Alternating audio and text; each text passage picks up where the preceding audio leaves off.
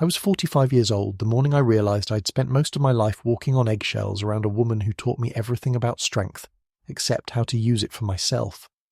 My aunt, Kate Miller, had a way of looking at you that made you feel as if she had already weighed your worth, calculated your risks, and filed you in whatever emotional drawer she kept for people she didn't fully trust. Growing up with her was like living inside. People like to say she raised me, but that was only partly true. She provided, she watched, she directed. But she never let me close enough to call it mothering. We lived in the same house, yet she somehow managed to keep herself at an unreachable distance, as if touching me emotionally would make her weak. Or maybe it would make me strow. My earliest memory of her isn't a hug. It's her standing in the doorway of the old Miller house, arms crossed, expression carved from stone, telling me to stop crying because tears don't rebuild anything. I must have been 5, maybe 6. My parents were a shadowy concept in my childhood. Half-whispered stories, inconsistent details, and the vague suggestion that they were gone too soon, an I sigh. And so the family business became the centre of gravity in my life, because it was the centre of hers. Miller & Cubban Manufacturing wasn't just a company, it was an extension of her will. Every brick felt like it carried the weight of her ambition. Growing up, I found comfort in watching the machines. The steel press arms lifting and lowering like some mech. By 15, I was sweeping floors. By 20, I was fixing assembly issues. By 30, I was practically running operations, even if my title suggested something smaller. Kate trusted my competence, but never my presence. Every success I delivered was met with an inspection instead of praise. You missed a variable here. Next time, think 3 steps ahead. Competence is expected, not celebrated. She spoke in verdicts, not conversations. Most people assumed her strictness was love disguised. I knew better. It was fear disguised. And fear in her always came out sideways sharp, cutting, suffocating. Still, I stayed. Maybe because it was the only family I had. Maybe because I believed loyalty would eventually be appreciated. Or maybe because admitting I wanted her approval would have felt like confessing some weakness neither of us had the vocabulary for. Over time, though, the air around her became more volatile. The older she got, the more controlling she became, as if time itself was a threat she could outmaneuver if she tightened her grip hard enough. People in the company whispered about her temper. She had good reason, they said. She built it from nothing, and yes, she had. No one denied that. But no one knew the cost she paid because she buried that cost deep under her rules, her boundaries, and her stubborn pride. As for me, the tension between us had been simmering for years, but I always found a way to swallow whatever frustration I felt. I wasn't loud. I wasn't confrontational. I was the kind of man who stored conflict like old letters in an attic kept but unread. Until the morning everything cracked. It started with a small operational failure. One of the supply contracts had gone sideways, a miscommunication between distribution and purchasing. It was fixable. Annoying, but fixable. I brought the issue to Kate's office because I believed in dealing with problems directly. She was already on edge that week, more caffeine than food, more orders than breaths. She listened for maybe 10 seconds before her jaw tightened. "So you're telling me you let this happen?" "No," I said quietly. "I'm saying it happened, and I'm already resolving it. You should have prevented it." I opened my mouth to respond, but something in her expression, the sharpness, the calculation, warned me that she wasn't talking about logistics. She was talking about me. My existence. My place in her world. "I've been warning you for years," she said, rising from her chair. "You don't think like a leader. You think like a spectator." The words cut deeper than she could have imagined, maybe deeper than she intended, or maybe exactly as deep. "I've been running half the... not well enough." I paused, feeling a familiar ache rise in my chest. The ache of being dismissed by the woman who taught me to stand tall and then spent years cutting me down to size. "Kate, what is this really about?" She stared at me, and something flickered behind her eyes. Panic, maybe, quickly buried. She stepped past me, heels hitting the tiles with clipped precision, moving toward the glass balcony overlooking the ground floor of the factory. "Come with me." I followed out of habit more than obedience. Down below, dozens of employees were working through the morning shift. The smell of metal, oil, and warm machinery floated upward. Strangely comforting, familiar, my place, My life. Kate stepped to the railing. "Let's make something clear," she said, louder now. I felt the first tremor of dread inside me, subtle but undeniable, like a hairline crack forming in glass. "Kate, not here." She ignored me, or maybe she needed an audience. And as her fingers tightened on the railing, I felt something inside me tighten too, a lifetime of restrained emotions, all pressed against the wall of her silence. That wall was about to break, and I believed, maybe foolishly, that I could still stop it. I was wrong. From the second we stepped out onto the balcony, I felt every pair of eyes lift toward us. Workers paused mid-motion, hands still on levers, boxes, keyboards. A silence spread in jagged waves across the factory floor, the way a winter frost creeps across a window pane, quiet, cold, inevitable. Kate thrived in silence. She wielded it like a blade. I'd always known she could be harsh, brutal even. But nothing prepared me for the way she turned toward the workers and spoke with the chilling clarity of someone who had rehearsed cruelty in her head long before delivering it. "This company," she announced, voice echoing off steel beams and stacked pallets, "has no room for weak links." I felt the breath leave my body. This wasn't about a contract. This wasn't about a mistake. This was personal. Her gaze drifted to me, and in that moment something inside her eyes went dead. "And unfortunately," she continued, "I have allowed a liability to linger far too long." A few workers exchanged glances. Someone shifted uncomfortably. My hands tightened on the metal railing, not out of fear, but to keep from shaking. Her voice rose, sharp and cold. "Effective immediately, Michael Hale is terminated from Miller & Cohn. He is to vacate the premises now. He will not represent this company another day." My name echoed in the building I'd practically grown up in. I'd heard her say my name thousands of times, but never with this deliberate finality, this desire to sever me as cleanly as a surgeon cutting out diseased tissue. A few employees gasped. Others simply looked away. In the machinery of this place, literal and metaphorical, no one wanted to get caught in the gears. I felt heat rise to my face, then drain. My heartbeat pulsed in my fingertips, in my ears, in the corners of my vision. "Kate," I said softly, too softly, "what are you doing?" What I should have done years ago, her words struck me harder than the firing itself. I searched her face for a hint of hesitation, a flicker of humanity. I found nothing. Her jaw was set, her shoulders rigid, as if she had locked herself into this cruelty to keep from unraveling somewhere deeper. "You're making a mistake," I whispered. But even as I said it, I knew she wasn't. This wasn't a mistake. This was a purge. "A mistake?" she repeated, incredulous. "You've coasted off this company, off my sacrifices, off my name." "My name?" I interrupted before I could stop myself. "Hale. My name is Hale." People below pretended not to listen, but everyone heard. "You are nobody without this place," she snapped. "And without me." The railing felt suddenly cold beneath my fingertips. Nobody. The word dropped into me like a stone in deep water. Not because it was true, some part of me knew that, but because it came from her. The woman who raised me with discipline instead of warmth, structure instead of comfort.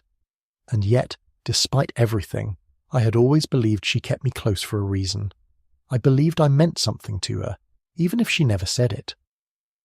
But in that moment, she peeled away whatever illusions I'd clung to. She wanted me gone, erased. I stood there, exposed in front of people who had known me for decades, people whose weddings I had attended, whose kids I'd watched grow up, and now they watched me too carefully, too pityingly, as if waiting to see whether I'd break. But I didn't. I couldn't give her that satisfaction. I swallowed hard, my voice steady even as everything inside me splintered. "If I walk away now, I won't come back." "That's the idea," she said. Her arms crossed, defensive, brittle, and for a fleeting second I thought I saw something behind her eyes. Not regret, not softness, something closer to fear. But it vanished before I could process it. "Security will escort you," she said. I shook my head. "No, I'll walk out on my own." I turned, each step heavy, mechanical. The building blurred at the edges, the clang of machinery, the hum of conveyor belts, the faint smell of heated metal. The world had tilted, and I was moving through it in slow motion. Behind me, I heard murmurs. A few workers called out my name quietly, apologetic but powerless. One of the older engineers, Greg, took a step toward the stairs as if he wanted to come to me, then hesitated. His eyes said everything his voice couldn't in front of her. I reached the ground floor, moving past the familiar aisles of stacked parts and paperwork. Every place my footsteps landed felt like the ghost of a childhood memory. Me running through the factory with toy cars, me shadowing Kate as she inspected new equipment, me sweeping floors in exchange for small nods of approval that felt like rare coins. And now it was all being stripped away with a single public execution. As I walked toward the exit, I felt something strange inside me. Not anger, not yet. It was more like a hollowing and internal collapse, so quiet, so complete, it made my breath catch. The glass doors parted. Cold morning air hit me like a slap. I stepped outside, and the sky was a flat, overcast grey, the kind of colour that feels like the world holding its breath. I stood there for a long moment, hands in my pockets, staring at the parking lot I had crossed thousands of times over the years. My reflection in the door was faint but visible. Silver-brown hair messed slightly from the wind, neatly trimmed beard, eyes that looked older than before I walked in. Nobody. She called me nobody. The word echoed in my chest like a slow, painful bruise spreading beneath the skin, and then the first crack of emotion hit. Not explosive, but quiet. A fissure that opened behind my sternum, filling me with a deep, aching exhaustion. I felt unmoored, weightless, and yet unbearably heavy. What do you do when the person who raised you erases you in front of everyone? You walk away, because there's nothing left to hold on to. And so I walked, not yet knowing that the life she just destroyed was never really hers to control, and the truth buried under decades of lies was already making its way toward me. I spent the first hours after the firing wandering aimlessly through town, feeling like someone had taken a crowbar to the frame of my life and bent it just enough that nothing fit anymore. I walked past the coffee shop where I used to grab early morning caffeine before long shifts, past the hardware store where the owner always set aside the good screws for me, past the quiet streets that had shaped decades of my routines. Everything felt familiar yet distant, as if I were visiting the ghost of a town that no longer recognized me. Humiliation doesn't hit all at once. It settles into the bones slowly, like cold creeping through an old house. By the time I reached home, the ache had spread everywhere. My small living room looked exactly the same. The brown leather couch, the bookshelf with its crooked frame, the framed photo of me as a teenager standing awkwardly next to Kate at some long-forgotten company milestone. She wasn't smiling in the picture, and neither was I. I set my keys on the counter and stared at the walls. I've always been quiet in my suffering, but that day the silence pressed in like thick fog. I lowered myself onto the couch, elbows on my knees, and let the shock unspool inside me in slow, uneven breaths. Nobody. The word threaded through my mind relentlessly. After everything, after years of loyalty, of sacrifice, of shaping my life around her rules, she threw me out like I was an inconvenience she could finally afford to eliminate. Part of me wanted to be angry. A louder part felt only confusion, a kind I couldn't articulate even to myself. For the rest of the day, my phone buzzed with messages co-workers checking in quietly, cautiously, like approaching a wounded animal. I ignored all of them. By evening, exhaustion had sunk into my bones. I showered, let hot water run over my shoulders until the steam blurred the bathroom mirror, then lay awake in bed staring at the ceiling. Sleep didn't come easily. My mind kept replaying the moment on the balcony, the way her voice echoed through the factory, the way something in her expression had looked almost cornered. As if firing me wasn't just anger, it was desperation. But I didn't have the emotional strength to dissect it that night. I drifted in and out of shallow sleep until morning, when sunlight cut across the room in thin gold lines, reminding me that the world kept moving even when you didn't want it to. The next few days blurred together. I cleaned the house twice, even though it didn't need it. I walked for miles. I cooked, but barely ate. Everything tasted like cardboard. I kept expecting my mind to settle, to find some equilibrium in the quiet, but every time I thought I had reached a calm surface, something inside me would break again. What hurt most wasn't the firing, it was her finality, her certainty. as if she'd been waiting for the right moment to discard me. On the 5th day, I found myself sitting at my kitchen table staring at a stack of paperwork I had been ignoring for years, old insurance documents, employment forms, miscellaneous medical records. I'd pulled them out because I needed a distraction, something mindless, something that didn't hurt. That's when I noticed something small but oddly unsettling. My medical form from a routine checkup a few months earlier had an asterisk on one line, something I hadn't registered at the time. Parentage marker inconclusive. Patient may request follow-up panel if desired. I frowned. I'd never seen that phrasing before. I had the form in my hand when a memory surfaced, my doctor suggesting additional genetic screening just for clarity, since some of my earlier labs had shown unexpected markers. At the time, I laughed it off. I'd always believed the story Kate told me about my parents, brief, vague, but consistent enough to accept without question. But that morning, with the echo of her words still bruising my chest, the phrase parentage marker inconclusive hit differently.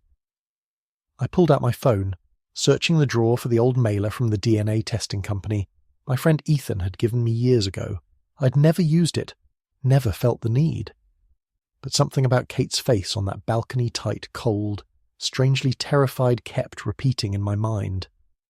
Maybe firing me had triggered something inside her, or maybe she'd been trying to prevent something. The thought made my breath freeze in my lungs. I stared at the testing kit. It felt ridiculous, dramatic. But the truth was, I didn't know much about my origins beyond the scraps Kate had fed me. And now those scraps suddenly felt like half-truths wrapped around deeper lies. I opened the box. The plastic swab looked harmless, almost silly. I followed the instructions mechanically swab cheek, seal container, sign form. My handwriting looked shakier than usual. I sealed the envelope and sat in my car for a long moment before driving to the drop-off location. I didn't expect anything. Not really. If anything, the test felt like a distraction. Something to pull my thoughts away from the humiliation of losing everything. I almost regretted mailing it the moment I dropped it into the slot. Life doesn't unravel neatly. It frays at the edges until the threads snap.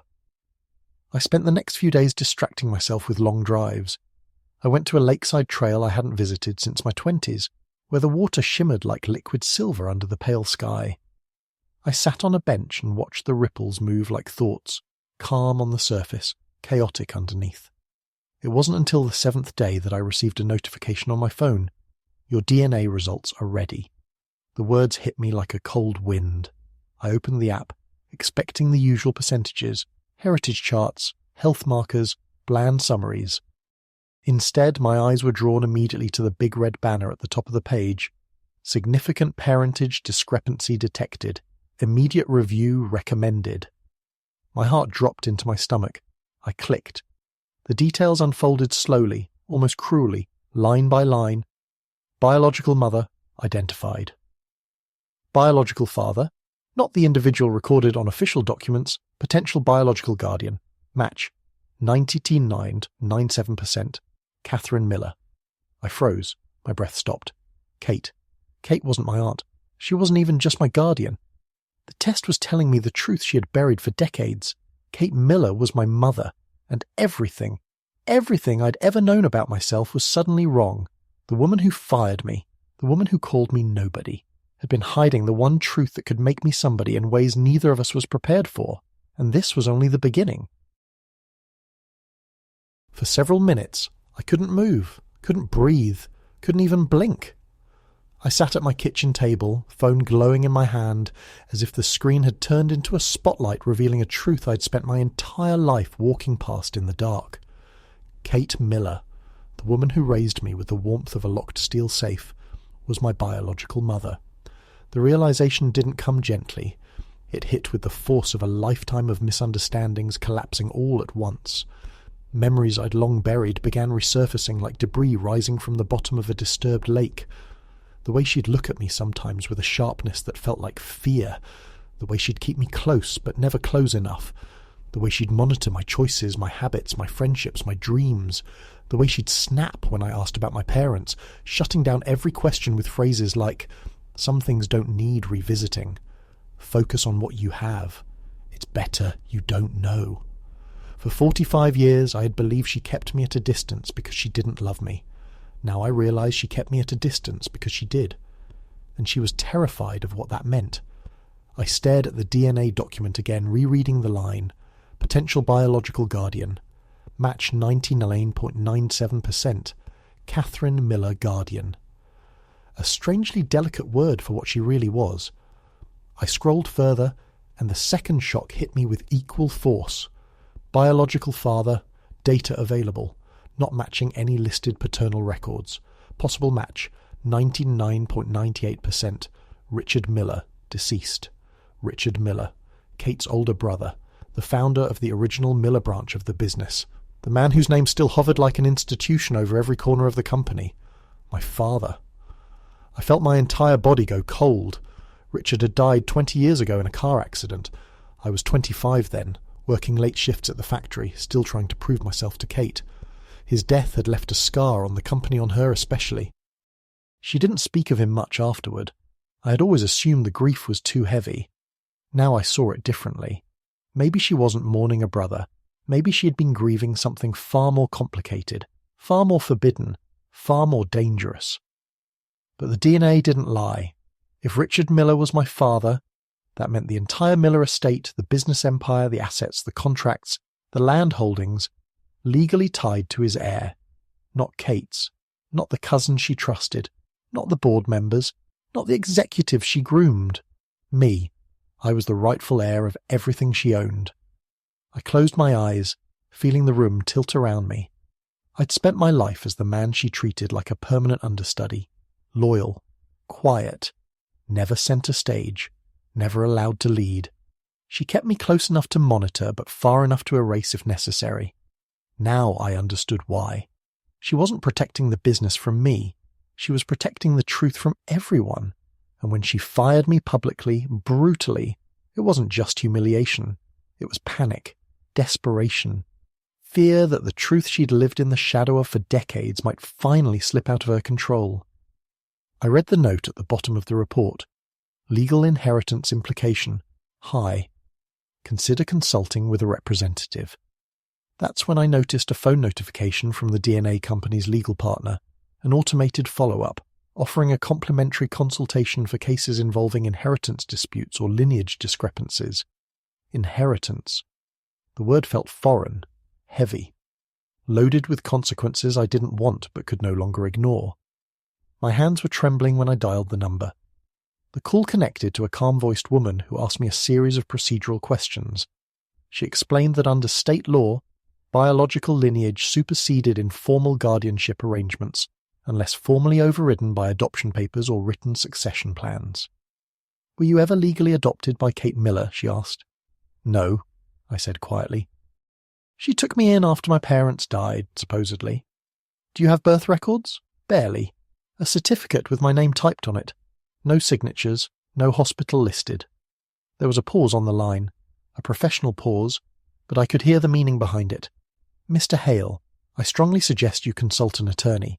Your case appears to involve hidden or incomplete familial documentation, and given the identified paternity match, you may have a legitimate claim to— Everything? I finished for her. Another pause. Yes, she said. Potentially, yes, everything.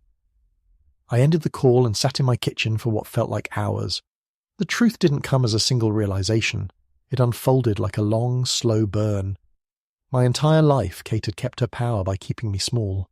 But the biology she feared, the truth she buried, was stronger than her rules, stronger than her coldness, stronger than her empire. And now that truth was in my hands. By late afternoon, rain began tapping softly against the windows, the steady rhythm of it matching the storm inside me. I watched droplets race down the glass, tracing their unpredictable paths, merging, splitting, disappearing. Water has no loyalty to shape it moves where gravity pulls it. Maybe I was the same. Maybe I had spent my whole life flowing down the path she carved. Without realizing I had been meant for an entirely different course. That night sleep didn't come easily. When it finally did, my dreams were strange, disjointed flashes. Richard's face in faded photographs, Kate's eyes burning with fury, the factory machines pounding like a heartbeat. At one point I dreamed I was walking through the factory alone at night, lights flickering, the smell of metal thick in the air. I heard footsteps behind me. I turned. It was Kate, her expression unreadable, her shadow stretching long behind her. When I woke, my heart was racing, my sheets damp with sweat. The truth was no longer content to stay inside my phone. It wanted out, it wanted confrontation, it wanted resolution. By sunrise, I had made my decision. I was going back to the estate, not to reclaim anything, not to demand apologies, not even to assert my legal rights. I was going back for answers, answers she had denied me for 45 years, and whether she hated me, feared me, or resented what I represented, Kate was going to tell me the truth, one way or another. I didn't sleep that night. Not because of fear. Fear had burned itself out long ago, but because I couldn't stop turning over each detail of what tomorrow meant. The confrontation was coming, the exposure, the moment when every lie, every deception, every humiliation I had endured would set the groundwork for the truth I was finally ready to reveal. By dawn, I was pacing my kitchen with a mug of lukewarm coffee, rehearsing lines I probably wouldn't even use. I knew Chris would be furious. I knew Lydia would try to twist the story. I knew my parents, who still pretended they were staying neutral, would recoil the second my revelations started cutting too close to their own comfort. But none of that scared me anymore. I'd spent too many years being polite, being patient, being quiet. Tomorrow that girl would die, and the woman I became, scarred, tired, fierce, would stand in her place. I arrived at my parents' house exactly at 3, just like the message they sent. Family meeting, everyone present, no excuses. Usually that phrasing meant I did something wrong, or Chris wanted something, or my parents needed me to talk sense into him. But this time, they were the ones nervous. I could see it instantly. My mother opened the door with tight lips, and her favourite pearl necklace, a sure sign she was stressed. My father hovered in the living room, shifting his weight. And Chris stood near the fireplace with Lydia clinging to his arm as if she expected someone to physically tear him away. I didn't even sit. I crossed my arms and stayed by the doorway. "So," I said, "why am I here?" My father cleared his throat. "We think there's been tension, miscommunication. Your behaviour has been unusual," my mother added. "Secretive, defensive." I laughed under my breath. "You spy on my LinkedIn twice a day. What secret do you think I'm hiding exactly?" My father frowned. "Watch your tone. Watch your accusations," I shot back. Chris stepped forward. "Look, Diana, we know you've been going through stuff, but you're taking it out on everyone. Mum says you're making the family look unstable." "Unstable?" I repeated. "Because I bought clothes with my own money? Or because Lydia mocked me for it?" Lydia straightened her shoulders defensively. "Oh, come on, don't be dramatic. I was just joking. You humiliated me in front of half the bridal party. It was a light-hearted comment.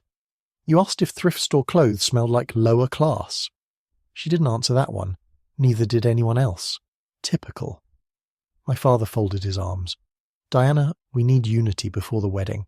Drama cannot be part of this week, so we're asking firmly that you tell us what's going on, where you've been going, why you keep disappearing, why you suddenly have money for, well, nicer things." There it was. Their fear wasn't about my well-being. It was about control, about the possibility that I had done something with my life without their permission. I took a slow breath, then another. Then I looked directly at Chris. "You want the truth, all of you? No more miscommunication?" They nodded. "Fine," I said. "Let's start with this. You treated me like garbage for years, all of you, and instead of collapsing under it like you expected, I built something of my own." My mother blinked. "Built what?" I tilted my head. "Do you want the simple answer or the full truth?" "Just spit it out," Chris snapped. So I stepped forward, slowly, deliberately, until I was standing in the centre of the room.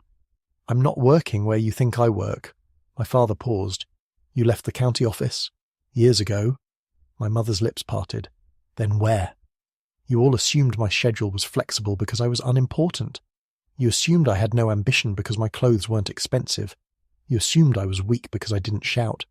I watched Chris roll his eyes. You're monologuing, I ignored him. My job required secrecy, training, discipline, and a level of integrity none of you ever gave me credit for. My mother's voice trembled. Diana, what job? I inhaled slowly and spoke the words that would reshape everything they thought they knew about me. I'm a federal agent. Silence.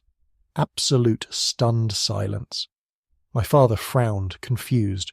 What kind of... FBI, I said plainly. My mother's hand flew to her mouth. You're... what? Chris actually laughed. Okay, that's enough. This is pathetic. But there was something in Lydia's eyes fear. Real fear. Diana, she whispered, those uniforms you wear sometimes, that's not cosplay? I almost smiled. No. And the gun you once insisted was fake. Also not fake. Chris stepped forward, cheeks flushing red. You expect me to believe this? You? An agent? You're too quiet, too soft. You don't have the presence. Quiet doesn't mean weak, I said. It means observant. My father shook his head, lost.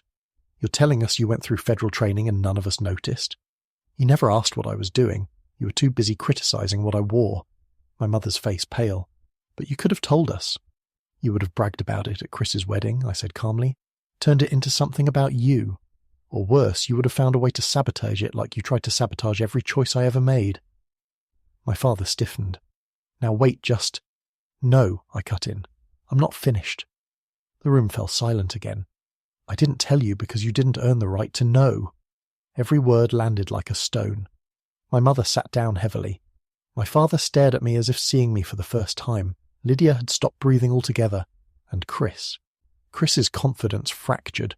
With a single crack I could practically hear. And that was only the beginning. Because part 6, the final part, would bring the real reckoning. Tomorrow's wedding wouldn't just expose my truth. It would expose their lies, and none of them would be able to hide from it. The wedding day began with a kind of forced perfection that made my skin crawl. Fresh white flowers lined the church steps. Photographers floated around like vultures waiting for something picturesque to die. The sun was too bright, too clean, too cheerful, like it had the nerve to shine on a family that had spent years rotting from the inside out. I arrived early. Not because I wanted to, but because today's work, my work, required it. Chris didn't want me here. My parents certainly didn't want me here after yesterday's revelation sent them spiraling into panic. But the bride, Lydia, had insisted I come. Why? Because after part 5's confrontation, something had shifted. Something in her expression told me she suddenly understood that mocking me wasn't just cruel, it was dangerous. Because she'd underestimated the one person in the family who actually had power. And today, she needed that power more than she wanted to admit. The church lobby buzzed with last-minute preparations. "Diana," Lydia called out when she saw me. She rushed over in her silk robe, wearing the same forced smile she'd worn when she first tried to impress my parents. Her hands were trembling. Good. "Can we talk privately?" she whispered. "Of course." I followed her into a small side room. She shut the door behind us. I need to ask you something, and I'm begging you, don't get angry." I crossed my arms. "I'll decide that after you ask," she swallowed hard. "I know Chris and I joked about things we shouldn't have, about you, about your clothes, and I'm sorry. I truly am. But I need to know something now that you've revealed what you do." She hesitated, glanced at the door, then whispered, "Is Chris in legal trouble?" I blinked. "What? Is he under investigation? Did he do something wrong and you're here because of it?" I stared at her for a long moment. Then I realized the truth. She wasn't afraid of me. She was afraid of him. "No," I said honestly. "Not by the FBI." She let out a shaky breath of relief. "But," I added, "Lydia, why would you assume that?" Her gaze dropped to her hands. "He's been hiding things from me. Financial things. Messages from another woman. And yesterday, when he came home after your revelation, he was furious. Not normal. Angry. Vicious." Ah. So that was the fear in her eyes yesterday. She wasn't scared of what I was hiding. She was scared of what she had married. "You have a choice," I said quietly. "You don't have to go through with this." She shook her head. "My father, my family, This wedding is already too far along. They'd never forgive the embarrassment. I stepped closer. Lydia, listen to me clearly. Embarrassment is temporary. A bad marriage can destroy your life. Her lip trembled, and then someone banged on the door. Lydia, pictures, now. Chris's voice. Her spine stiffened like she'd been electrocuted. She looked at me helplessly, then opened the door. Chris walked in with the self-importance of a man who believed the entire world belonged to him. He froze when he saw me. His expression twisted. You, he spat. Trying to start drama on my wedding day? Why can't you just disappear like you usually do? Normally I'd walk away. Today, I didn't. Chris, I said calmly, maybe don't scream at your fiancé 15 minutes before the ceremony. He stepped closer. This is your fault. You ruined everything yesterday. You embarrassed me. You embarrassed all of us. Lydia tugged his arm. Chris, please. Shut up, he snapped. Her face fell. My hands curled into fists, but my voice stayed even. That's how you speak to her? He glared. Stay out of my relationship. No, I said. Not anymore. He scoffed. What? You think that badge makes you powerful? It does, I said. But that's not why I'm here. He rolled his eyes. Then what do you want? The truth, I said. Right now, he blinked. About what? You think I don't know why you pushed so hard to get married this fast? Why you kept Lydia isolated from her friends? Why you kept all the financial accounts in your name? Lydia's eyes widened. Chris's face went white. Got him. You've been draining her trust fund, I said softly, without her knowing.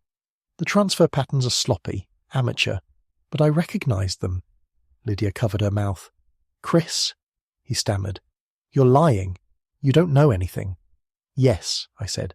I do, and if you raise your voice at her again, I'll show you just how much.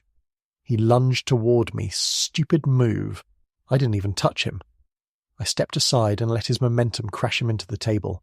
He stumbled, humiliated. The door burst open as the wedding coordinator gasped. What is going on? But Lydia spoke first. Her voice wasn't timid anymore. It wasn't shaking, it was steel. I'm not marrying him. Chris jerked up. What? I'm not marrying a man who steals from me, she said, trembling but firm. I'm not marrying someone who screams at me in private and plays perfect in front of everyone. The coordinator nearly fainted. Chris sputtered. This is insane. Diana put you up to this. She's jealous. No, Lydia said quietly.